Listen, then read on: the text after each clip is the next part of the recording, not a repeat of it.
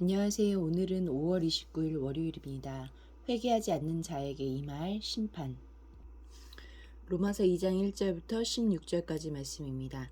그러므로 남을 판단하는 사람아 누구를 막론하고 네가 핑계하지 못할 것은 남을 판단하는 것으로 네가 너를 정죄함이니 판단하는 내가 같은 일을 행함이라. 이런 일을 행하는 자에게 하나님의 심판이 진리대로 되는 줄 우리가 아노라. 이런 일을 행하는 자를 판단하고도 같은 일을 행하는 사람아, 네가 하나님의 심판을 피할 줄로 생각하느냐? 혹 네가 하나님의 인자하심이 너를 인도하여 회개하게 하심을 알지 못하여 그의 인자하심과 용납하심과 길이 참으심이 풍성함을 멸시하느냐? 다만 네 고집과 회개하지 아니한 마음을 따라 진노의 날 곧 하나님의 의로우신 심판이 나타나는 그날에 임할 진노를 내게 쌓는도다. 하나님께서 각 사람에게 그 행한 대로 보응하시되 참고 선을 행하여 영광과 존귀와 썩지 아니함을 구하는 자에게 영생으로 하시고 오직 당을 지어 진리를 따르지 아니하고 불의를 따르는 자에게는 진노와 분노로 하시리라. 악을 행하는 각 사람의 영에는 환난과 곤고가 있으리니 먼저는 유대인에게요 그리고 헬라인에게며 선을 행하는 각 사람에게는 영광과 존귀와 평강이 있으리니 먼저는 유대인에게요 그리고 헬라인에게라. 이는 하나님께서 외모로 사람을 취하지 아니하심이니라. 무릇 율법 없이 범죄한 자는 또한 율법 없이 망하고 무릇 율법이 있고 범죄한 자는 율법으로 말미암아 심판을 받으리라. 하나님 앞에서는 율법을 듣는 자가 의인이 아니요 오직 율법을 행하는 자라야 의롭다 하심을 얻으리니 율법 없는 이방인이 본성으로 율법의 일을 행할 때에는 이 사람은 율법이 없어도 자기가 자기에게 율법이 되나니 이런 이들은 그 양심이 증거가 되어 그 생각들이 서로 혹은 고발하며 혹은 변명하며 그 마음에 새긴 율법의 행위를 나타내느니라.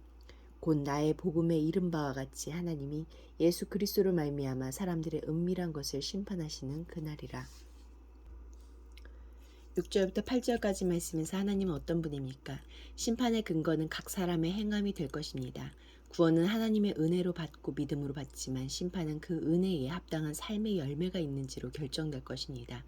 고난과 유혹 속에도 끝까지 인내하는 믿음으로 선을 행하면서 영광과 존귀와 썩지 않을 것을 구한 자는 영생을 얻지만 이기적인 욕심으로 진리를 버리고 불의를 따른 자에게는 진노와 분노가 임할 것입니다.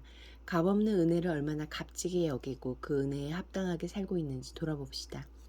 9절부터 11절까지 말씀에서 하나님은 어떤 분입니까? 하나님의 은혜에 차별이 없듯이 하나님의 심판에도 차별이 없습니다.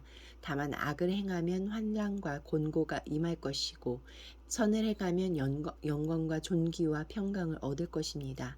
하나님은 천하 만민에게 복을 주기 원하시는 분이시니 구원에도 심판에도 혈통을 가리지 않으십니다. 1절부터 5절까지 말씀에서 나에게 주시는 교훈은 무엇입니까?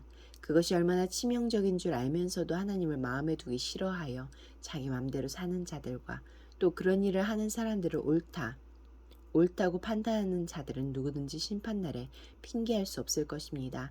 자기 정당화와 맹목적인 고집이 심판날 자기 자신을 정죄하는 근거가 될 것입니다. 하나님의 풍성한 인자와 용납을 기다림을 멸시한 자들이 진실 앞에 섰을 때 그들에게 남는 것은 의로운 심판밖에 없을 것입니다. 문화와 관행을 핑계로 하나님의 진노를 쌓는 일을 계속하거나 회개를 미루는 일을 하지 맙시다. 12절부터 16절까지 말씀에서 나에게 주시는 교훈은 무엇입니까? 행한 대로 보응하신다는 원리는 이방인과 유대인에게 모두 해당됩니다. 유대인에게는 율법을 근거로, 이방인에게는 양심을 근거로 판단하실 것입니다. 하나님은 자신의 뜻을 알아듣도록 알리셨으니 그 뜻을 따라 살았는지는 살피실 것입니다. 율법의 소유는 분명 유대인에게 축복이지만 무조건적인 구원을 보장해 주시지 않습니다. 반면 율법이 없는 이방인들은 하나님의 뜻을 알 길이 없어 무조건적인 심판을 받을 것 같지만 양심의 법을 통해 판단하실 것입니다. 유대인이든 이방인이든 믿음이 있는지 없는지만 드러내실 것입니다. 기도하시겠습니다. 공동체를 위해서는 헛된 고집을 부리지 않고 말씀으로 제 자신을 드러내실 때 주께 돌아오게 하소서. 열방을 위해서는 인도네시아 교회와 그리스도인들이 아픔을 당한 이재민들과 함께 아파하고 종교를 뛰어넘는 봉사와 사랑으로 살아있는 복음을 전하도록 함께 기도하시겠습니다.